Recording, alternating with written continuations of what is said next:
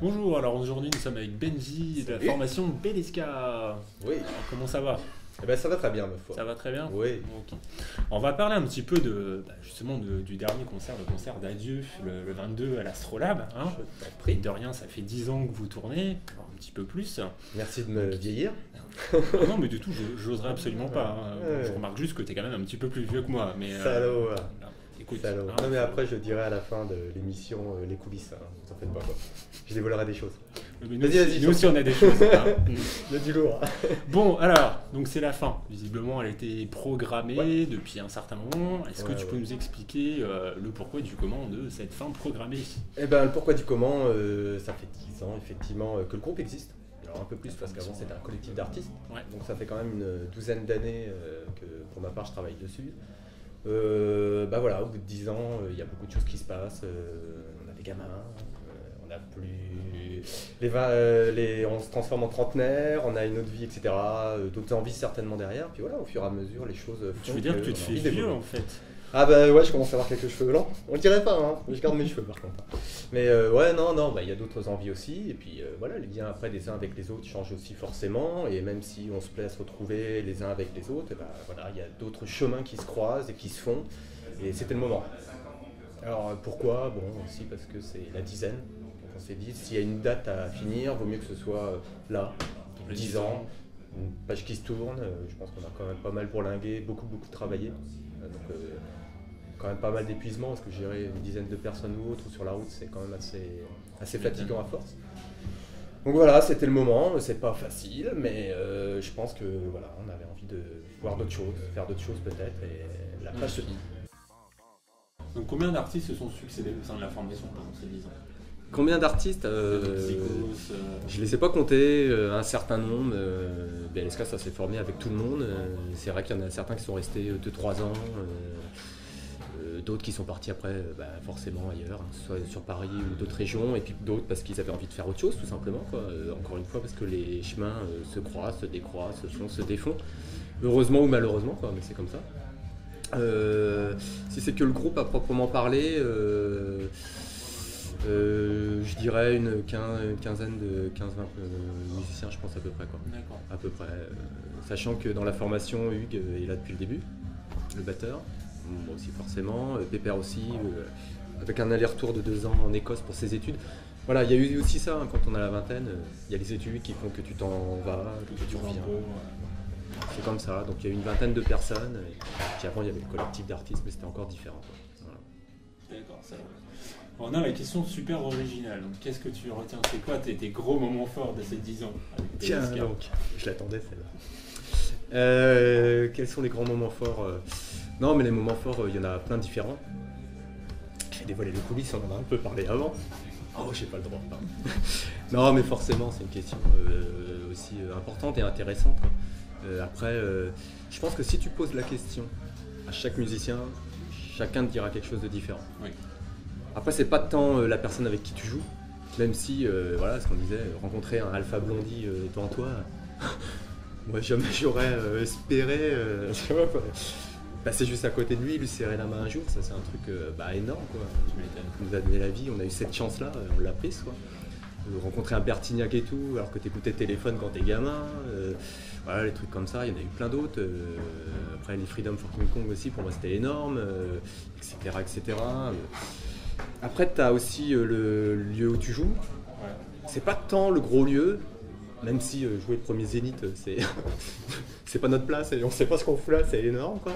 Mais la première salle musique actuelle, la première fois qu'on a fait l'Astrolabe, voilà, qui est la salle chez nous, quoi. C'était la salle du Baron avant quand j'étais gamin. On a mis les pieds dedans, quoi. C'était énorme, quoi. Voilà. Les autres fois aussi étaient cool, mais la première, c'est quelque chose qui reste. C'est énorme, quoi. T'as les jambes qui claquent, ouais, c'est quelque chose, quoi. C'est une émotion. Et c'est ces différences-là à chaque fois. Après, t'as aussi les petits lieux. Là, on est à l'atelier, bah voilà. On y a joué aussi une fois, oui, et c'était acoustique, c'était différent. C'est un autre souvenir, c'est cool aussi. Tu vois, il y a plein de choses comme ça. Alors après, t'as tout ce qui va aussi autour du concert, parce qu'il n'y a pas que le concert quand tu joues. tu as les rencontres avec les autres artistes, ça c'est énorme quand tu fais la teuf, donc avec les Kemsa qui sont devenus nos amis depuis, avec plein d'autres groupes, quoi, les Taxifola qu'on a croisés, etc. etc. Mais après tu as aussi les puffs après concert, donc dans les hôtels, les beuveries sans nom, et puis j'avoue que j'avais une équipe quand même, voilà, il y a une équipe quand même de joyauterie chez les BLSK, donc ça y allait bien. Ça contribuait de toute façon aussi en partie à ce que l'aventure perdure sur 10 ans, hein, j'en suis persuadé. Donc voilà, tu as tout ça. Après, tu as aussi le fait de, même sans jouer, tu sais que tu vas jouer à tel endroit et tu vas aller sur tel festival avec 5-6 000 personnes comme les Very Folies ou je ne sais où. Tu sais que tu vas y aller. Et tu sais, le moment avant d'aller jouer, tout le moment qui se passe, moi j'adore ça aussi. Parce que dans ta tête, tu te fais des films, tu te dis, ouais, là, ça va être cool, puis là, on va aller là, puis après, on va bouffer avec les orgas, puis on va partager quelque chose. Et ça, c'est cool aussi. Ouais, tout le moment avant, un petit peu, qui est pas mal. C'est un tout, tu vois. Donc, c'est vraiment tout ça qui fait que c'est chouette. Puis après, t'as plein d'autres souvenirs, mais voilà, on peut parler des heures et des heures, mais un enregistrement avec les Burning, c'est un rêve de gamin, quoi. C'est un rêve de gamin. C'est fou, moi, je me souviens avoir payé ma place pour aller les voir, et j'étais comme ça, avec les yeux... Et là, j'entends l'autre qui me dit vas-y, là t'enregistres, tu penses qu'il y a 100 skinheads qui sont à la porte, donc là tu donnes tout ce que tu peux pour faire ta prise. C'est énorme. C'est énorme. Ouais, c'est pour ça qu'on fait la musique, quoi. C'est ce qui nous a pris pendant 10 ans, et voilà. Ces souvenirs-là, je pense qu'on gardera certainement.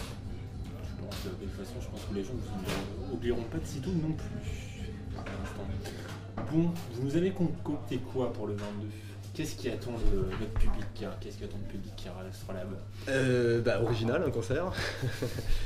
Non, on se refait un concert. C'est pas une partie de tennis. Non, mais par contre on fera un petit peu de bridge après, bien sûr. Non, mais on se fait un petit truc sympa entre nous, tranquillement, comme d'habitude. Non, un petit dawa au niveau de l'Astrolabe. Aussi parce que l'Astrolabe, elle a quand même pas mal marqué le groupe, puisque elle a une dizaine d'années aussi, je pense. Ouais, elle a fêté ses 10 ans en mai ou juin, je sais plus. Donc voilà, tu vois, ça a pas mal. Les chemins se sont pas mal croisés, c'est assez rigolo. On a fait le tremplin, ça s'appelait les Astronomiques. Je me souviens plus, qu'il me parle. Voilà, c'était un truc comme ça. Donc c'était le tremplin à l'époque, c'était la première fois qu'on montait dessus. Et puis après, on y a rejoué avec Tim Nurple, avec la Roquette à nous. On a fait un duo, même pendant 30 minutes sur scène avec eux, avec les 2 accordéons, Florent, moi. Voilà, tu vois, on parlait de moments forts, c'en est un, quoi. On rejoue là, ça doit être tout. Ouais, 4 fois. J'ai écrit 5. 4 fois. Tu me dis ça tout à l'heure. Oui, je me fante. Ouais, non, je sais plus, peut-être 4 fois. Enfin, tu vois, c'est ponctuel. Ah non, on a joué aussi une autre fois. Oh là là là là là. Pour la Scanite, bien sûr. D'accord. Oui. On n'en a pas parlé, mais c'est vrai que les Scanites qu'on a monté, ou que j'ai monté avec les gars, ouais, c'était énorme. C'était gros de boulot, et j'avoue que j'ai beaucoup laissé aussi de plume dedans, quoi. Voilà, ce qui fait qu'aujourd'hui je reste peut-être un peu fatigué par rapport à tout ça. Mais les Scanites, c'était énorme, quoi. On pensait pas, et dès la première Scanite Fever, il y a eu je sais pas combien de personnes, c'était fou, quoi. Et donc on s'est fait notre astro en quelque sorte avec cette Scanite là, qui était aussi la sortie de Contrôler Positif, l'album.